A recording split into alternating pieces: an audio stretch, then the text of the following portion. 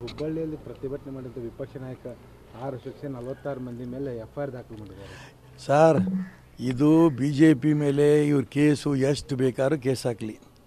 ಇವತ್ತಲ್ಲ, ಜಯಪ್ರಕಾಶ್ ನಾರಾಯಣ್ ನೇತೃತ್ವದಲ್ಲಿ ತುರ್ತು ಪರಿಸ್ಥಿತಿ ವಿರುದ್ಧ ಹೋರಾಟ ಮಾಡಿದಾಗ ಲಕ್ಷಾಂತರ ಜೈಲಿಗೆ ಹೋಗಿದ್ದೀವಿ ನಾವು. ನಮ್ಮ ಎಲ್ಲರ ಮೇಲೂ ಕೇಸುಗಳು ಬಿದ್ದಿದ್ದಾವೆ. ಆ ಎಲ್ಲ ಕೇಸುಗಳು ರೀಓಪನ್ ಮಾಡ್ಕೊಳ್ಳಿ, ನಮ್ಮದೇನು ಅಭ್ಯಂತರ ಇಲ್ಲ. ಇವ್ರು ಕೇಸ್ ಹಾಕ್ತಾರೆ ಅನ್ನೋಂಥ ಕಾರಣಕ್ಕೆ ನ್ಯಾಯದ ಪರವಾಗಿ ಹೋರಾಟದು.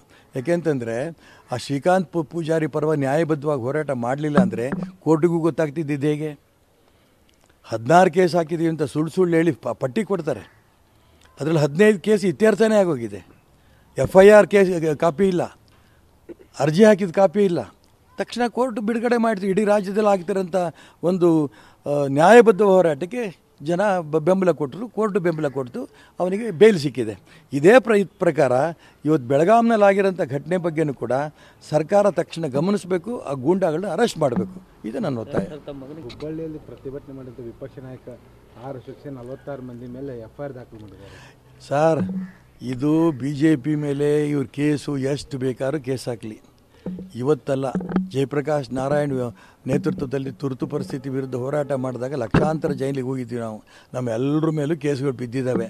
ಆ ಎಲ್ಲ ಕೇಸುಗಳು ರೀಓಪನ್ ಮಾಡ್ಕೊಳ್ಳಿ, ನಮ್ಮದೇನು ಅಭ್ಯಂತರ ಇಲ್ಲ. ಇವ್ರು ಕೇಸ್ ಹಾಕ್ತಾರೆ ಅನ್ನೋಂಥ ಕಾರಣಕ್ಕೆ ನ್ಯಾಯದ ಪರವಾಗಿ ಹೋರಾಟದು.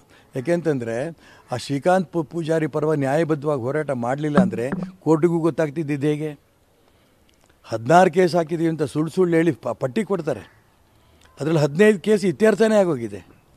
FIR ಕೇಸ್ ಕಾಪಿ ಇಲ್ಲ, ಅರ್ಜಿ ಹಾಕಿದ ಕಾಪಿ ಇಲ್ಲ.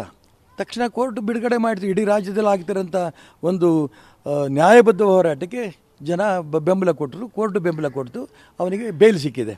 ಇದೇ ಪ್ರಕಾರ ಇವತ್ತು ಬೆಳಗಾಂನಲ್ಲಿ ಆಗಿರೋಂಥ ಘಟನೆ ಬಗ್ಗೆನೂ ಕೂಡ ಸರ್ಕಾರ ತಕ್ಷಣ ಗಮನಿಸಬೇಕು, ಆ ಗೂಂಡಾಗಳನ್ನ ಅರೆಸ್ಟ್ ಮಾಡಬೇಕು. ಇದು ನನ್ನ ಒತ್ತಾಯ.